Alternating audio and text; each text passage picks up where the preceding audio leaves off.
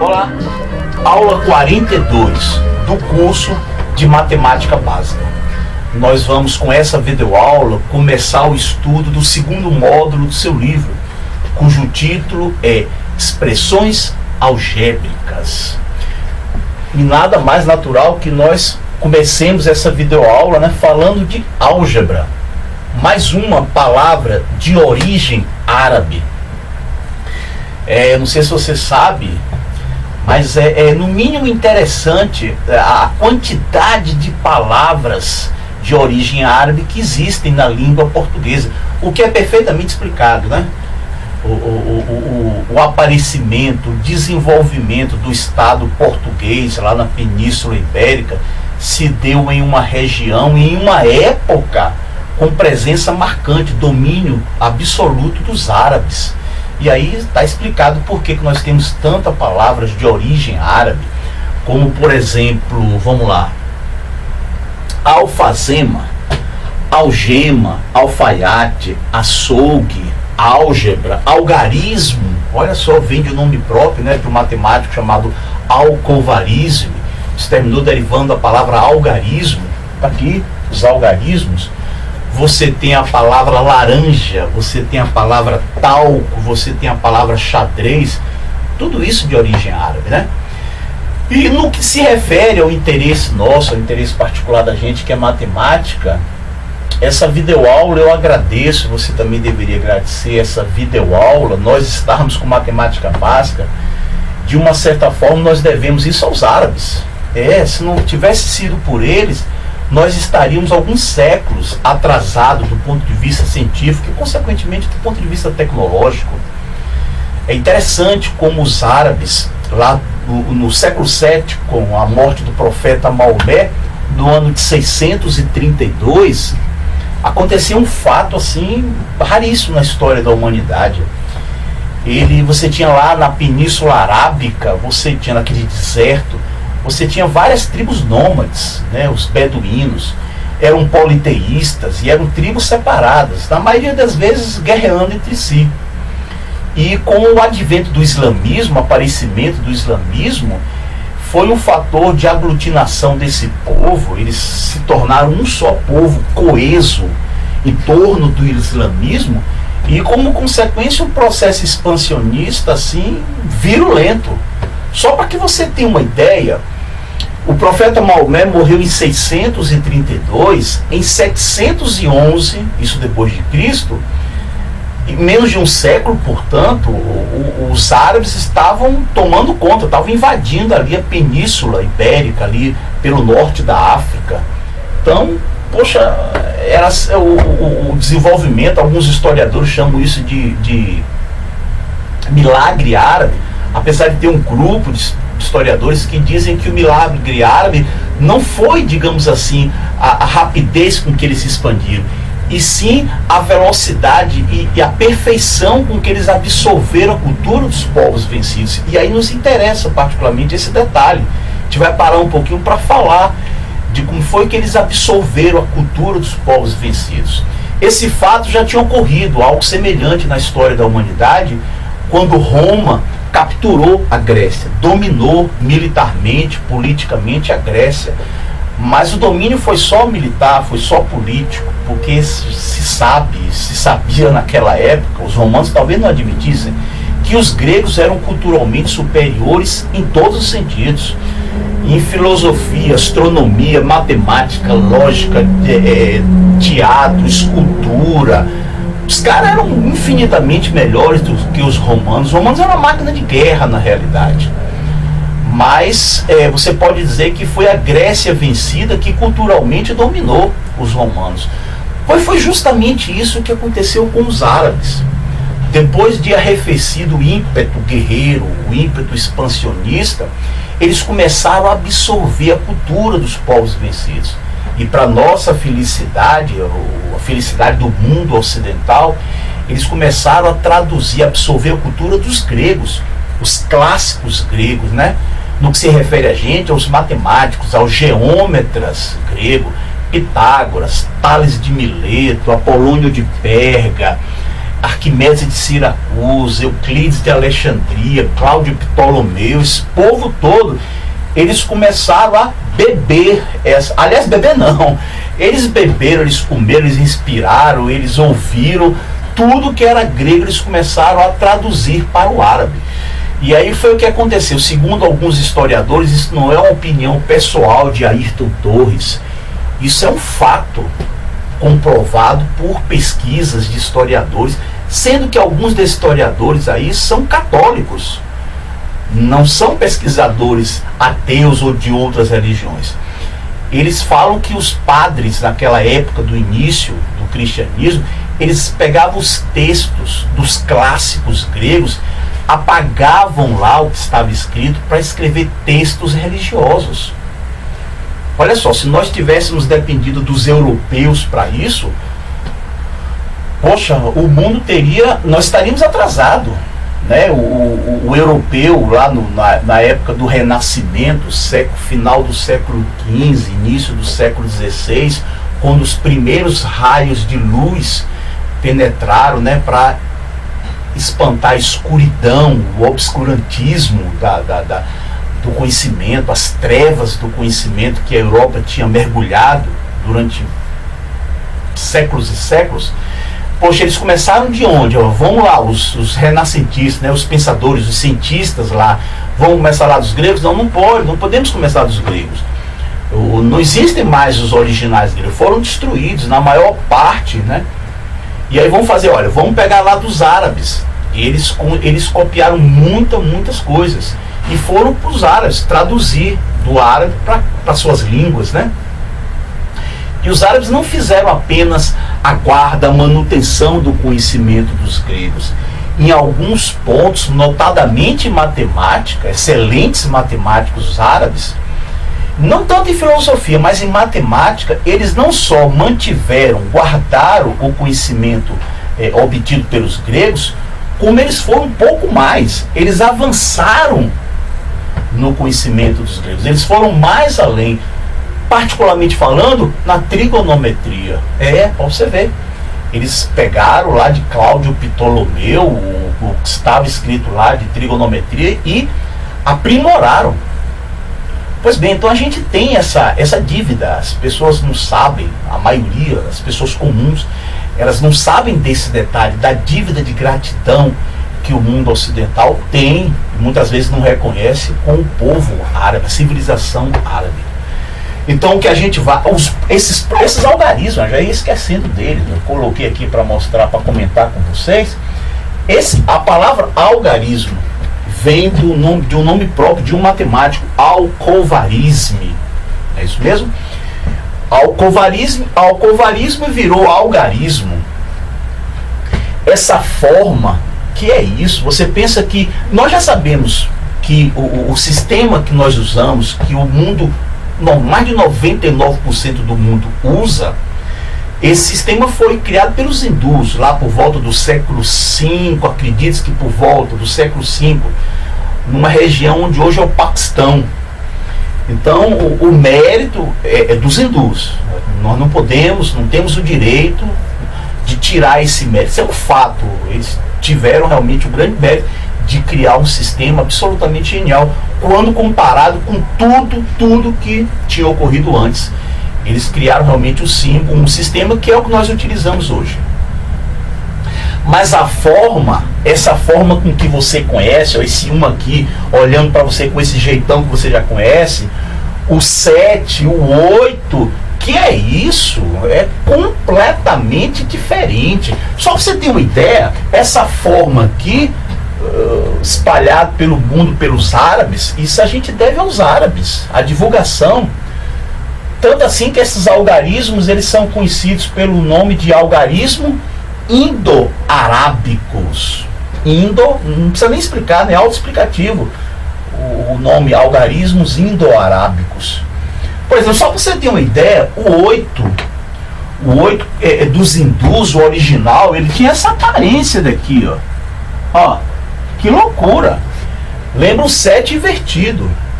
O 4 dos hindus, olha só como é que era. Ó. Esse era o 4 deles. Muito interessante isso. Então a gente tem, vamos começar essa aula com álgebra, né? Agradecendo a atitude dos árabes, que quando começaram, resolveram adquirir cultura, né? Essa cultura era estimulada por alguns califas, né? Com a criação das famosas casas de sabedoria, eram centros acadêmicos. Então a Europa medieval, ela perdia, e perdia muito em termos culturais, em termos de desenvolvimento científico, astronomia, matemática, para os árabes. Aí depois veio, né, as cruzadas, a gente não vai discutir sobre isso aqui, que terminou o Império Árabe, né, já vinha de uma certa forma levando algumas pancadas, e terminou com as cruzadas, terminou desaparecendo todo o esplendor de uma maneira definitiva da civilização árabe. Bom, vamos lá então, vamos começar. Eu agradeço a você por você ter tido paciência de escutar essa exposição que eu fiz para você agora. Vamos então para os assuntos referentes a essa aula. Essa videoaula 42, ela está lá nas páginas centrada, né? Vamos focar nas páginas 27, 28, 29 e 30.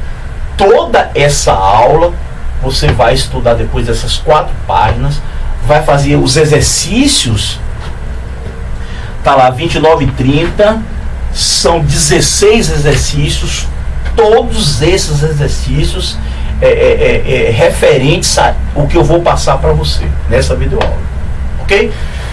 Muito bem, vamos começar com um conceito de termo algébrico. O que é que você chama de termo? O que é que a matemática chama de termo algébrico? Se liga aí. É todo produto indicado entre letras ou entre números e letras. Então, se eu faço x vezes y, isso é um termo algébrico. Eu não precisava nem colocar esse pontinho aqui, não precisava não, né? Isso na realidade é igual a xy, é um produto, não tem necessidade de você botar o pontinho. 2 letras juntas, subentende-se que é multiplicação. Quer ver o outro exemplo? Vamos lá. Menos 3x ao quadrado vezes y ao cubo é outro termo algébrico. E aí essa definição tem uma consequência que às vezes escapa do iniciante. Essa definição permite que eu escreva qualquer número real, vou pegar o número 5 como exemplo, qualquer número real, eu posso dizer que aquele número real é um termo algébrico. Aí você para e pergunta, Ayrton, para um pouquinho aí. Você acabou de me dizer que termo algébrico é o produto indicado entre letras ou entre números e letras. Poxa, mas ali só estou vendo número aí, então eu não estou entendendo. Explica para mim por que aquilo ali pode ser considerado como termo algébrico. Onde é que ele se encaixa na definição de termo algébrico? Bem simples, me acompanha aí agora. O número é 5, ok? Se eu faço isso daqui, ele não deixa de ser 5. Você sabe disso, continua sendo 5. Ora, então eu vou me aproveitar desse fato para tirar esse número 1 daqui e fazer isso. X, por exemplo, x poderia ser qualquer uma outra das 25 letras. Eu posso fazer x elevado a 0. Você sabe que x elevado a 0 é igual a 1. Opa! Veja só como é que nós conseguimos escrever o número 5 como um produto entre um número e uma letra. Portanto, se encaixa perfeitamente na definição de termo algébrico. Portanto, o número 5 pode sim, você pode. Eu gostaria muito que você visse de agora em diante o número 5 como sendo um termo algébrico. Passada aí para você a definição, passado o conceito de termo algébrico, vamos para o conceito que dá o título, né, desse módulo, que são expressões algébricas. O que são expressões algébricas? A definição é que expressão algébrica é um próprio termo algébrico, ou então a reunião de uma ou mais operações entre termos algébricos. Então, fica ligado aí para o que eu vou mostrar para você. Preste atenção aí, fica ligado. X ao quadrado, eu tenho um termo algébrico. Tem ou não tenho? Tenho sim. Não precisa... Aqui você sabe que tem um número 1. Não precisa escrever esse número 1. É o chamado coeficiente, a parte numérica. Coeficiente, a parte numérica, menos 3. Qual é a parte numérica desse termo algébrico? O número 5. Qual é o coeficiente numérico desse termo algébrico? O número menos 3. Qual é o coeficiente desse termo algébrico? O número 1. Não tem necessidade de escrever o número 1 para você. Isso é um termo algébrico. Eu posso chegar aqui e colocar outro termo algébrico. Muito bem. E aqui agora eu faço essa mágica. Ó. Se eu faço isso daqui, eu tenho agora uma expressão algébrica. É uma operação, no caso particular de adição, entre dois termos algébricos. Portanto, isso daqui, senhores e senhoras, é uma expressão algébrica. É muito importante que você tenha, não custa nada, muito pelo contrário, entendeu? Muito pelo contrário. Tem até um certo charme, uma certa elegância, você saber todos esses conceitos, de trás para frente, frente para trás, de cima para baixo, de baixo para cima. Isso aqui é um termo algébrico, vou apagar isso aqui, viu? Termo algébrico. Termo algébrico. Termo algébrico. Termo algébrico. Você pode chamar isso aqui de expressão algébrica? Pode sim. Ou termo algébrico ou expressão algébrica. Ou você chama de termo algébrico ou chama de expressão algébrica. Ou você chama de termo algébrico ou de expressão algébrica. Aqui é expressão algébrica. Isso aqui já não é mais um termo algébrico. Isso aqui já é uma expressão algébrica. Captou? Vamos lá, outro exemplo? Vamos para outro exemplo. O que é que eu posso colocar aqui para você? 3a elevado ao quadrado vezes e sobre 2xy à quarta. Você tem uma expressão algébrica que indica uma divisão, a operação de divisão, entre dois termos algébricos. Portanto, isso aqui é uma expressão algébrica, é uma fração, particularmente falando, uma fração algébrica.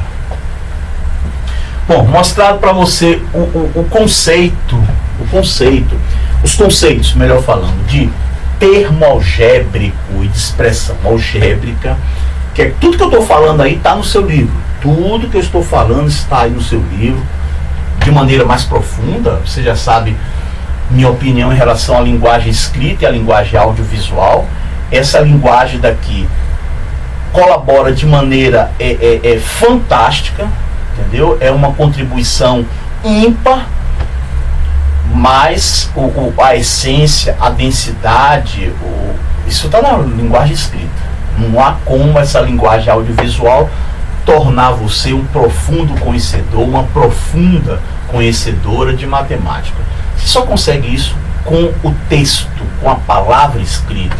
É ela que impulsiona você. Isso aqui, os livros ficariam tremendamente menos ricos sem a linguagem audiovisual, sem o advento da videoaula, né?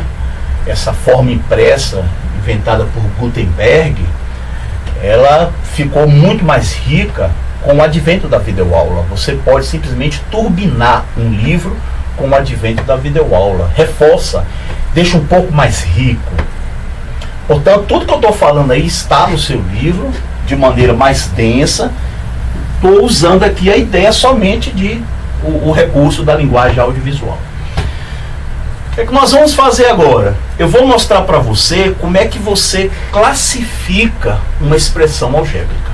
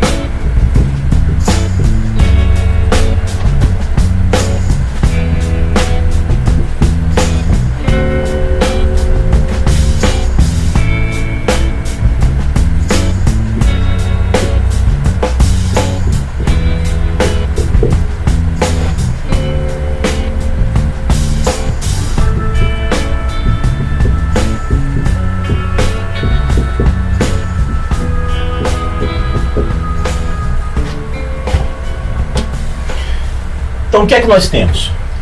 Uma expressão algébrica, ela se divide, ela pode se dividir em duas categorias.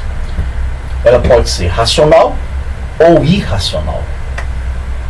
A racional é quando a parte literal, as letras, elas não estão sujeitas à operação de radiciação. Combinado? E a irracional é o contrário, você já viu, né? A negação, né? É quando a parte literal está sujeita à radiciação. Em outras palavras, triturando, as letras estão dentro de radicais. Raiz quadrada, raiz cúbica, raiz quarta, não importa. Agora, a expressão algébrica, ela pode ser racional inteira. E quando é que ela é racional inteira? Que a nossa atenção, em particular, de agora em diante, vai ser as expressões algébricas racionais inteiras. Os polinômios, os monômios, os famosos polinômios. Muita gente fala polinômio, muita gente escuta a palavra polinômios, mas não sabe o que é que significa. Ela com certeza é uma expressão algébrica racional inteira. Então fica ligado aí no que eu vou falar para isso daí, para as inteiras. Quando é que uma expressão algébrica ela é racional inteira? Quando você tem a parte literal elevada a expoentes naturais, ou seja, inteiros positivos. Os coeficientes são números inteiros e no caso de serem frações, não pode ter letra no denominador. Vamos colocar exemplos aqui? Então, me acompanhe, por favor. 5x ao quadrado y ao cubo. Isso é uma expressão algébrica racional inteira. Quer ver outro exemplo? Vamos jogar outro exemplo aqui para você. Eu tenho 5, tenho uma fração, no denominador não pode ter letra, 2/5 de AX. São exemplos de expressões algébricas racionais inteiras. Vamos lá, quando é que é fracionária? Fracionária é obrigada a ter fração. Claro, o nome já sugere isso para você. Agora, além de ser obrigado a ter fração, tem que ter letra no denominador. Tem que ter letra. Portanto, 2/x é uma expressão algébrica racional fracionária, particularmente falando, uma fração algébrica. Nós temos outro exemplo, vamos lá. 2y sobre x. Exemplos, quer ver um outro exemplo? Vamos lá. 3y, aqui eu posso botar 4a ao cubo. Outro exemplo de expressão algébrica racional fracionária. E, por fim, as irracionais é quando você tem no radical, dentro do radical, você tem que ter letras. No caso aqui, a letra x. Então, 3 vezes a raiz quadrada de x, isso é uma expressão algébrica irracional. Quer ver o outro exemplo? Vamos lá. Menos 5 vezes a raiz cúbica de x vezes y ao quadrado. Expressão algébrica irracional. Muito bem. Olha só você, olha como é que a gente já está progredindo legal. Você já viu, né, essa dívida que nós temos com os árabes, né, da preservação dos conhecimentos desenvolvidos, obtidos pelos gregos. Eu apresentei para você a ideia de termo algébrico, depois de expressão algébrica. Mostrei agora como é que você classifica uma expressão algébrica. Vamos agora para a próxima parte, que é o conceito de valor numérico de uma expressão algébrica.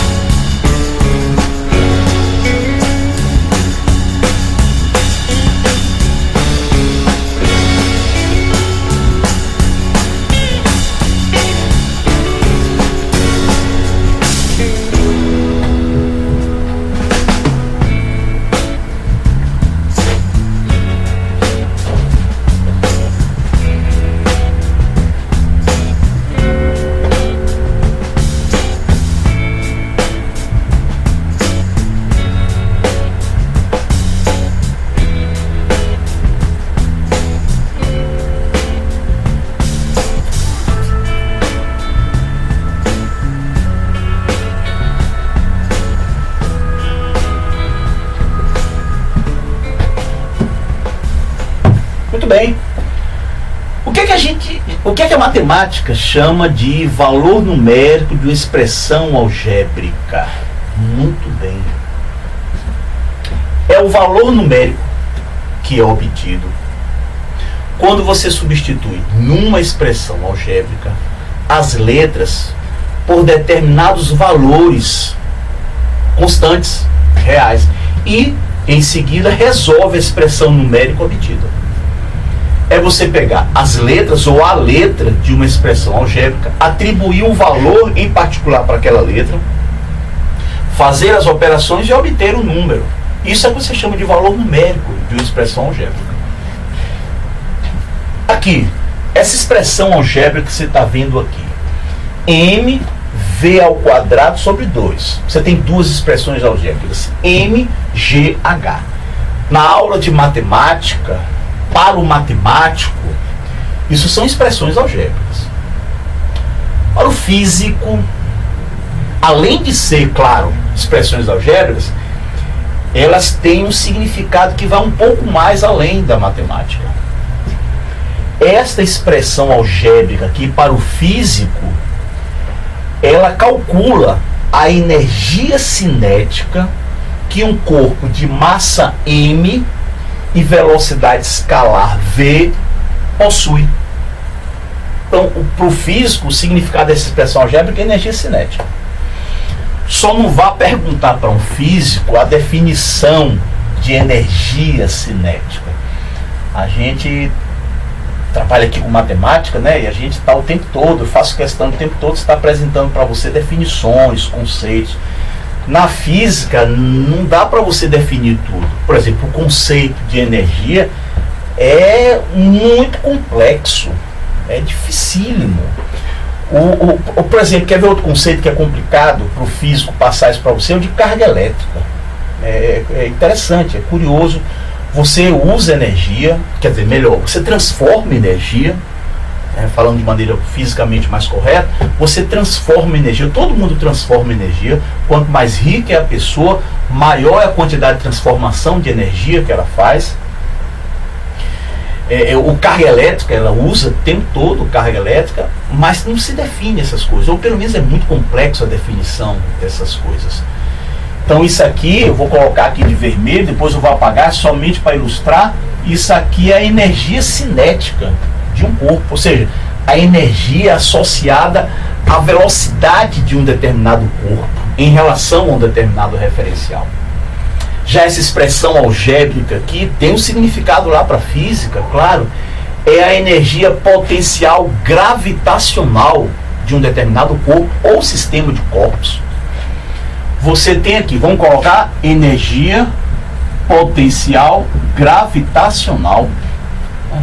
Somente para enriquecer um pouquinho mais, né? Vamos fazer aqui a interdisciplinaridade, a ligação entre matemática e física. Muito bem. Vamos calcular isso daqui? Eu vou calcular. Vamos apagar isso daqui. Vamos voltar para a matemática e depois a gente retorna para a física. Eu quero calcular o valor numérico desta expressão algébrica para m igual ao número 80. Depois eu vou falar na linguagem física. E v igual a quanto? Igual a 20. Pronto, tá aí. Vamos calcular o valor numérico dessa expressão? Poxa, bem simples, fácil. Fácil, fácil, fácil. O m eu vou substituir por 80. O v eu substituo por 20. Não esquecendo que 20 está ao quadrado, né? Sobre 2. Vamos fazer esses cálculos? Eu tenho 20 ao quadrado, 400, 80 por 2 dá 40. 400 vezes 40, isso dá 16.000. Pronto, então o valor numérico desta expressão é 16.000. Vamos voltar para a física? Para o físico, o que é que isso seria? Vamos lá. A massa de um corpo, né, de 80 quilogramas. Pode ser uma pessoa que está se deslocando, ou uma pessoa de 80 quilogramas, uma pessoa com massa de 80 quilogramas. E essa pessoa está se deslocando a uma velocidade, digamos, de 20 metros por segundo. Sem compromisso, viu? Sem compromisso para você. É só para mostrar a você que o conceito matemático de expressões algébricas, às vezes, pula, vai lá para fora da matemática. Esse 20 metros por segundo, se você preferir, bote aí 72 km por hora. Ora, vamos lá, substituindo, a pergunta é: qual a energia cinética de um corpo de 80 kg se deslocando a uma velocidade de 20 metros por segundo? Ora, essa energia é de 16.000, um J maiúsculo, né? Esse J é a inicial de um sobrenome, né? Joule, 16.000 Joule. Em homenagem ao físico britânico, né? James Prescott Joule, século XIX, um gênio. Ele ficou conhecido como estabelecer equivalência entre calor, energia térmica e trabalho mecânico.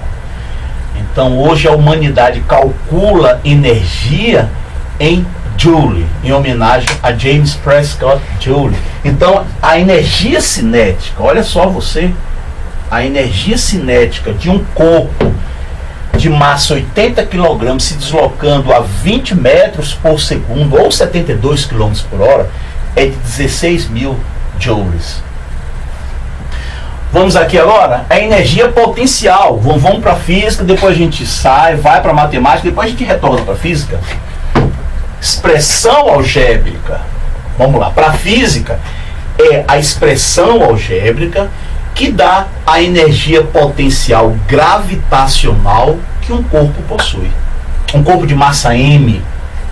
Então, apenas como exemplo, vamos lá. Pegar esse objeto daqui. Muito bem. Tem massa? Claro. Bem pequena, mas tem. Isso aqui eu acho que não chega nem a 10 gramas isso daqui. Vamos lá. Onde nós estamos? Tem gravidade? Claro que tem, óbvio. Graças a Deus que tem gravidade.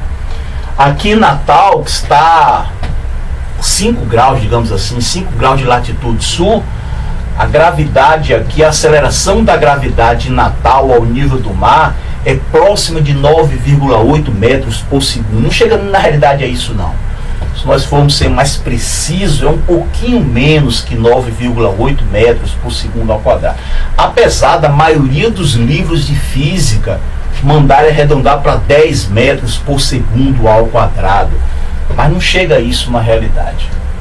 E H é a altura em relação a determinado referencial. Por exemplo, vamos supor, eu tenho dois referenciais, eu posso ter dois referenciais. Esse objeto, ele tem uma energia potencial gravitacional em relação ao solo, ok? Em relação ao solo, mas eu posso mudar o referencial e, portanto, eu mudo também a energia potencial gravitacional. Agora, em relação a esta mesa, mudei o referencial e, portanto, a altura muda, claro. Digamos que isso aqui esteja a 2 metros de altura. Se eu passo, e aí eu tenho uma energia, a massa, a gravidade e a altura. Coloque aí e você obtém uma quantidade. Se eu mudo para cá, eu quero saber agora a energia potencial gravitacional em relação à mesa. Claro que vai diminuir, porque essa altura agora já não são mais 2 metros. É 1 metro, digamos assim. Já diminuiu, já se reduz à metade. As hidroelétricas, a geração de energia é a matriz energética do Brasil, que são as hidroelétricas, trabalham com o conceito de energia potencial daquela massa de água que cai e que move as pás aquelas pás gigantescas, né, das turbinas. Usa esse conceito. Bom, vamos lá, vamos sair da física, vamos voltar para matemática, expressão algébrica. Eu quero, vamos lá, vou pegar os valores aqui. Eu vou pegar o mesmo valor 80, a gravidade, olha, tá vendo aí, ó? Eu me traindo. Tô na matemática, se aquieta aí, tô na matemática. Então M é igual a 80. A variável G eu vou colocar 10. Pronto. E a altura, eu quero o quê? Eu quero 20. Pronto, eu quero 20. Tá aí, vamos calcular o valor numérico dessa expressão algébrica matemática. Então vamos lá, o M é substituído por 80, o G é substituído por 10, bote aí para mim 10, o H 20 vai dar 816 mil, olha só você, né? 16 mil. Vamos voltar para a física? Vamos lá. Pergunte ao físico qual é a energia potencial gravitacional de um corpo de massa 80 kg em um local cuja aceleração da gravidade é de 10 metros por segundo ao quadrado e em uma altura de 20 metros em relação a um determinado referencial. O físico faria o cálculo absolutamente igual ao que nós fizemos, EPG, né? E encontraria o que? 16 mil joule. Olha só, igualzinho, né? O que significa isso? Vamos lá. Vamos dar uma contribuição agora para a educação do trânsito. Uma pessoa em um carro sem cinto de segurança. Esse carro está a 72 km por hora. A massa de 80 kg.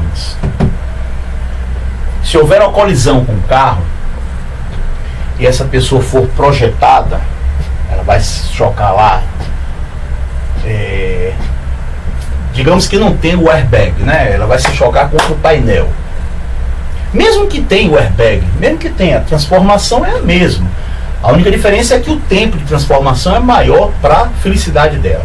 Mas vamos tirar o airbag, ela bate no painel. Sabe o que acontece? A física diz que a energia cinética dessa pessoa é de 16 mil joule.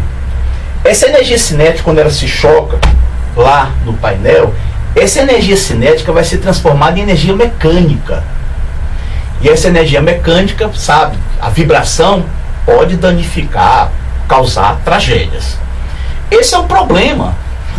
É o curtíssimo intervalo de tempo, e aí você envolve o conceito de quantidade de movimento, impulso de uma força, com que a pessoa vai ter a energia cinética transformada em energia mecânica. E pode ser fatal. O airbag é justamente para isso. Como ali é ar, a energia cinética é a mesma, a transformação será a mesma em energia mecânica, mas o tempo é maior. Portanto, os danos são consideravelmente menores. A função do airbag é essa. E aqui, como é que fica? É a tragédia, né? O dano que uma pessoa de massa 80 kg cai de uma altura de 20 metros. A transformação de energia é a mesma. Uma pessoa bater um carro a 72 km por hora ou cair de uma altura de 20 metros. Percebeu? A transformação de energia é absolutamente a mesma. É isso que você tem, a ideia, né, de expressões algébricas. Olha aí a matemática contribuindo com a física, né, auxiliando a física, né. É a linguagem do pensamento físico, né. Não que seja tudo da física, absolutamente tudo tem a linguagem matemática, claro que não. Algumas das teorias mais lindas da física e complexas pra caramba não tem nada de matemática. Mas a física, para entender a natureza, ela precisa sim da linguagem matemática. Aí a matemática entra em ação. Interessante que o professor Alberto Gaspar, em um dos livros dele de física, lá do ensino médio, ele fala, no prefácio do livro, parece que é Série Brasil, a coleção do livro. Ele fala que a física não explica quase nada. Interessante isso. Ela não explica quase nada. O que na realidade a física faz é descrever e não explicar. E descrever não é a mesma coisa que explicar. Eu acho isso muito bonito, filosófico. Isso é decididamente filosófico, portanto, altamente atraente, bonito, sedutor esse estudo. Se eu largo esse objeto aqui agora, se eu largo aqui esse pincel, no qual eu escrevo no quadro, se eu largo aqui agora, a física descreve esse movimento perfeitamente. Ela calcula para você a velocidade no ponto, no instante que você quiser, a aceleração, o espaço percorrido. Ela descreve, mas não explica a queda. Ah, sim, aí, mas peraí, caiu por causa da atração dos corpos. Mas a física não explica por que matéria atrai matéria. Por que lá na famosa lei da gravitação universal, né? Matéria atrai matéria, na razão direta do produto de suas massas e na razão inversa do quadrado da distância que separam essas massas. A física, o Newton descreveu de maneira brilhante, linda, né? Os maiores feitos da humanidade, aquela lei, mas ninguém até hoje explicou por que matéria atrai matéria. O que se explica é como a matéria atrai, mas por que ninguém explica. É muito bonito isso. Um pouquinho, deixa a gente um pouquinho aflito, um pouquinho angustiante, né? Você viver em um mundo onde não há explicações, pelo menos agora, no século XXI, não há. Existe uma grande possibilidade de jamais haver essa explicação, algumas explicações. Isso angustia a alma humana, o espírito humano do estudioso, deixa a pessoa um tanto quanto angustiada. Por isso os físicos, para mim, são uns dos meus heróis, são os físicos, né? Os caras que tentam descobrir, entender tudo isso que está rodeando a gente, né? De onde a gente veio, para onde é que a gente vai. Poxa, isso é fantástico, isso. Muito bonito o trabalho dos físicos. Muito bem, pessoal, foi o que nós fizemos. Para nós encerrarmos agora. Eu apresentei para você o valor numérico na expressão algébrica. Vamos agora ver, deixa eu aqui, me perdi agora, o conceito de monômio e polinômio. E aí eu quero que você volte lá para o conceito de expressão algébrica racional inteira. Isso. Vou colocar aqui para você exemplos de monômios. Fica ligado, mono, 1, bi, 2, tri, 3, poli, vários. Monômio, tem alguma coisa a ver com 1. É isso aí, realmente. Aqui o monômio. Ó, isso é um exemplo de monômio. Quer ver um outro monômio? Se liga. Aqui. Pronto, aqui. Monômio. A gente acabou de ver isso, né? Com o nome de expressão algébrica, mas é um monômio. Outro monômio, vamos lá. Pronto, outro monômio. Aí. O que é monômio? É toda expressão algébrica racional inteira de um só termo. Muito bem. O que é binômio? Aqui. Bi, mono, bi. Ah, tô captando. Isso. Binômio. O que é um binômio? É toda expressão algébrica racional inteira de dois termos. Vamos para o trinômio. Vamos lá, vou botar um trinômio. X ao quadrado menos 5x mais 6. Muito bem. Isso é o quê? Isso é um trinômio. Agora, me lembrei agora, não custa nada a gente lembrar, porque de repente você, como iniciante, pode ser que você fale essas bobagens, e aí vou ajudar você a não falar mais. Você vê, a maioria dos iniciantes chama isso aqui de equação de segundo grau. Isso aqui é equação. Não. Isso aqui não é equação, nunca foi e jamais será equação. Isso aqui é um trinômio, um polinômio de 3 termos, particularmente chamado de trinômio. Isso aqui nunca foi equação. Quer transformar isso na equação? Então preste atenção aqui na mágica que eu vou fazer. Ó, a varinha de condão aqui agora, ó. Pronto. Agora sim você pode chamar de equação do segundo grau. Quer continuar na equação do segundo grau? Vamos lá então. Equação do segundo grau. Quer outro exemplo? Vamos lá, outro exemplo. Equação do segundo grau. Pronto, isso agora sim é uma equação de segundo grau. Vamos voltar para o trinômio. Pronto, isso aqui agora é um trinômio. Então não chama mais isso de equação de segundo grau, porque não é algo elegante, não é algo bonito. Portanto, não combina com você ficar chamando isso aqui de equação de segundo grau. É feio, é deselegante, antiestético. Se isso daqui que a gente está fazendo fosse uma aula de religião, chamar isso aqui de equação de segundo grau seria uma blasfêmia imperdoável. Ok? Muito bem, pessoal. Essa foi a aula 42. Não vou errar dessa vez não, como eu errei lá no curso de raciocínio lógico, viu? Essa é a aula 42 do curso de básica. Nós vamos encerrar aqui agora. Você já sabe, o estudo é da 27 a 30. Você vai fazer os exercícios. Não deixa de fazer esses exercícios. As dúvidas, você já sabe como se comportar. Me envia pra gente essas dúvidas. E na aula 43 e 44, no mínimo, de repente vai até a 45, nós iremos operar os polinômios. Nós vamos somar, subtrair, multiplicar, dividir, potenciar e radiciar polinômios, né?